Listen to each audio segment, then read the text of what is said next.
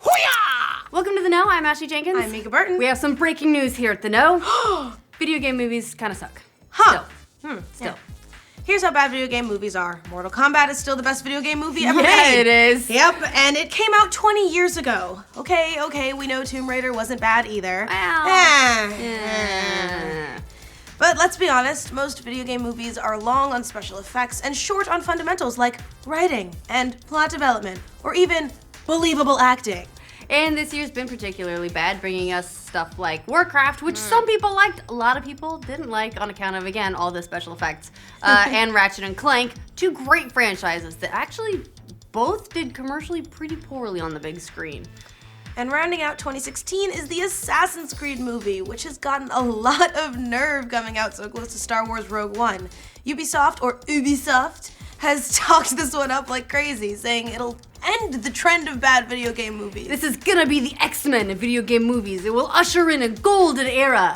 Oh, why would you say that? Or not. The movie releases tomorrow, and now the reviews are finally out, so we can finally ask, is it good? And more important, are video game movies saved once and for all? Spoiler alert, no. Not at all. 100% no. Because critics hated this movie. Like a lot. Like a lot. Oh my god. First, let's check Metacritic. Oh wow, it's got a 37. That's like Steven Seagal territory. And not like late 80s Steven Seagal with a ponytail territory. We're talking like current day Russian citizen straight-to-video Steven Seagal territory. Okay, but maybe Metacritic is being too harsh. It can be sometimes. It really can be. You know, how about Rotten Tomato? 19%. Bad, worse. Yikes.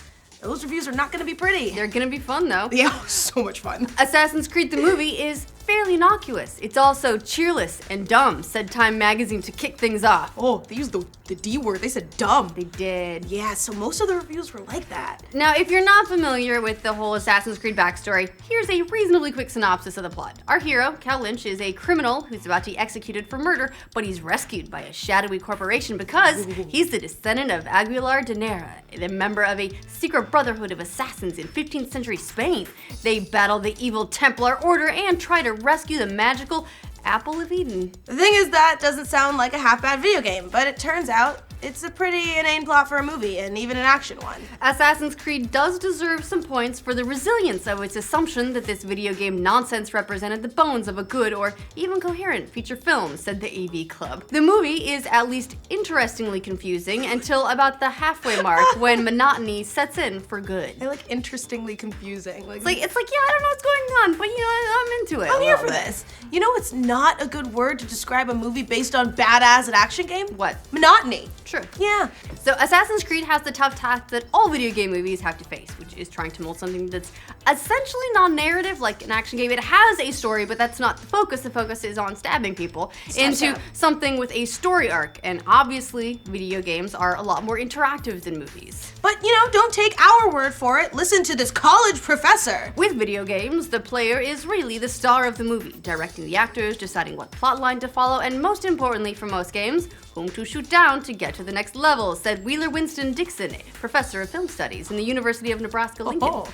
When this aspect of the game is missing, viewers no longer feel like part of the action. I like that we actually have the science of why video game movies are bad. That's incredible. Well, it makes sense though. Yeah, so some reviewers compared the movie to a string of bad CGI cutscenes, which isn't great. Nope. The Assassin's Creed movie is about all the parts you might skip in the games, the Village Voice said. It's set in the now, is as grim as a break room around layoff time, and foregrounds an absurd Da Vinci Code plot about the secret order of Templars battling a guild of assassins over millennia, which, to be fair, is one of Assassin's Creed's, like, core things. Yeah, that's the reoccurring plot, so this is awkward. Time magazine also noted that the movie plot is a mess. Saying, at one point, some sort of 15th century enemy knight scrambles along a rooftop on his horse, the Time reviewer wrote. This is fascinating. A horse on a rooftop. How did he get there? How did he get down? These are questions the movie never answers. You know what? I may just see it to see a horse on a roof, to be very honest. Why not? And some really good actors got dragged into this mess. Not only poor Michael Fassbender, who plays Cal Lynch, but also Marion Cotillard and Jeremy Irons. That's 2 Oscar winners in an Assassin's Creed movie. But I guess it's better than doing commercials for Capital One. They're kind of why I was hoping it would be good. Yeah. Lots of critics wonder the same thing. The AV Club's review was literally headlined, "What the hell are Michael Fassbender and Marion Cotillard doing in Assassin's Creed?" What a lovely headline. And the Associated Press seems to think that the cast needing rescuing from the movie, which is weird because Fassbender also produced this movie. In the end, the real mystery has little to do with assassins, the Templars, or the Apple of Eden, and more to do with why so many talented thespians thought this was a good idea, the AP wrote. So basically not a single review yet has been nice. They're all having a snark off right now. Although not everyone hated Assassin's Creed, even though they admitted it had problems, the video game press was a bit kinder. You would hope so. Yeah. Polygon praised the movie's visual style and said it was a decent foray into the franchise. And against all odds, with a quirky franchise and a team of star talent, Assassin's Creed succeeds at being an enjoyable action film. And I walked out of my theater genuinely, truly excited about where the story could go, its reviewer said. Oh. So there's one. Oh, sweetie. Ray of sunshine. The one hope. The one spark of hope in the sad, dim Assassin's Creed reality. But yeah, most critics hated this movie. As the New York Daily News put it, there's a long-standing belief that video game movies are jinxed. Assassin's Creed doesn't do anything to fix that. If you're unfamiliar with the game, you may be confused by what's going on and why anyone would even bother playing it. If you have played, you'll wonder how the movie makers could mess things up so badly and squander the game's rich tapestry of stories. Ouch. Yep. Wow, okay, so it sounds like Assassin's Creed is not going to kill off the video game movie jinx. Afraid not. But on the bright side, at least World of Warcraft will have some company in the discount DVD bin. Oh, yeah, harsh. Are you excited to see Assassin's Creed anyway? Would you rather just play through one of the games again? Let us know in the comments. And for all of your Assassin's Creed and movie jinx news, be sure to like this video and subscribe to The Know.